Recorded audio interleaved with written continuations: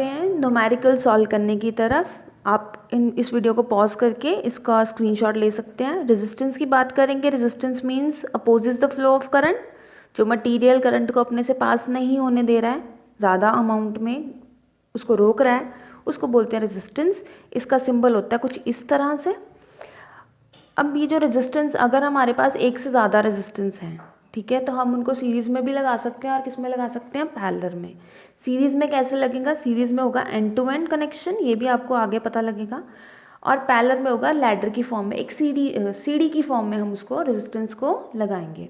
Series की definition देख लेते हैं। इफ़ वी आर हैविंग 2 और 3 रेजिस्टेंस, अगर हमारे पास, एक एग्जांपल की हेल्प से हम समझेंगे, अगर हमारे पास 2 या 2 से ज़्यादा रेजिस्टेंस हैं तो how we can connect it, ठीक है।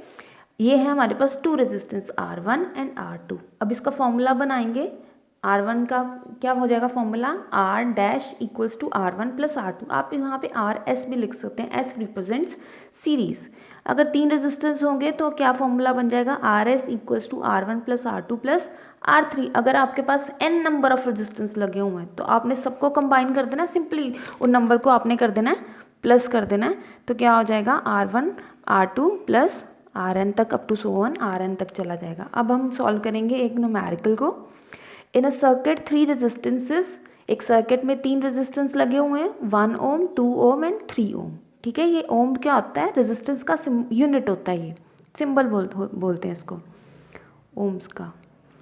देन 12 वोल्ट की बैटरी लगी हुई है और आपने कैलकुलेट क्या करना है, आपने कैलकुलेट करना है करंट को।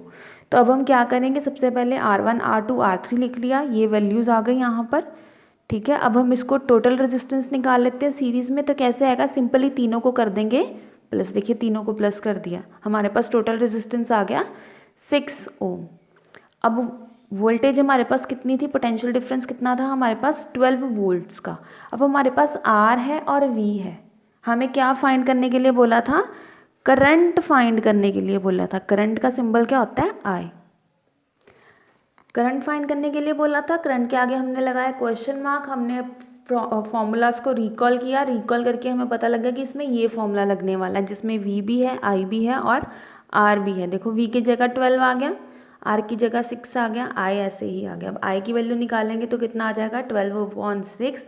कटिंग करने के बाद हमारे पास इसका आंसर क्या आ गया, 2A।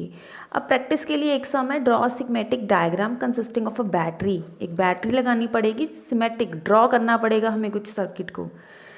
उसके बाद जो बैटरी लगानी है वो लगानी है 3 सेल्स की। अब आपको पता है जो एक सेल होता है उसको रिप्रेजेंट करते हैं कुछ इस तरह से। अगर 3 सेल्स बोला है तो वो इस तरह से आ जाएगा, क्लियर। ये होगी 3 सेल्स की बैटरी। अब जो 3 सेल्स की बैटरी है, अभी एक सेल ईच है जो है वो है 2 वोल्ट्स का, ये भी 2 वोल्ट्स का हुआ, ये भी 2 वोल्ट्स का हुआ, ये भी 2 वोल्ट्स का हुआ। तो टोटल हमारे पास कितना हो गया, 6 वोल्ट्स की हो गई बैटरी। तो V कितना हो गया हमारे पास, 6 वोल्ट। ये पॉइंट थोड़ा सा समझने वाला है, मैं स्टार लगा देती हूँ, आप इसको दोबारा रिवाइंड करके देख लीजिएगा। नेक्स्ट रेजिस्टेंस है हमारे पास 3, ठीक है। 3 रेजिस्टेंस है, R1 R2 एंड R3। कितने कितने ओम्स के हैं, 5 ओम, 8 ओम एंड 12 ओम के। इन सबको कैसे लगाना है, इन सबको लगाना है सीरीज़ में, और साथ में हमने क्या लगानी है, प्लग की। प्लग की का सिंबल कैसा होता है, कुछ इस तरह से, क्लियर। अब आपने क्या बनाना है, सर्किट डायग्राम पहले तो बनानी है। सर्किट डायग्राम बनाने के बाद में आपने I की वैल्यू को कैलकुलेट करना है। I की वैल्यू कैलकुलेट करनी बहुत ही सिंपल है। सबसे पहले RS लगा के R1 plus R2 plus R3 को कर देंगे सम, तीनों का सम निकालेंगे तो हमारे पास एक वैल्यू आ जाएगी R की। देन V की वैल्यू आपके पास ऑलरेडी है, आपने किसकी निकालनी है, आएगी। तो फॉर्मूला क्या हो जाएगा, V equals to IR use करते हुए फॉर्मूला हमारे पास बन जाएगा V/R। अब आप इस फॉर्मूला को लगाइए और मेरे को नीचे कमेंट्स में जो है अपने आंसर्स लिख के बताइए। Thank you.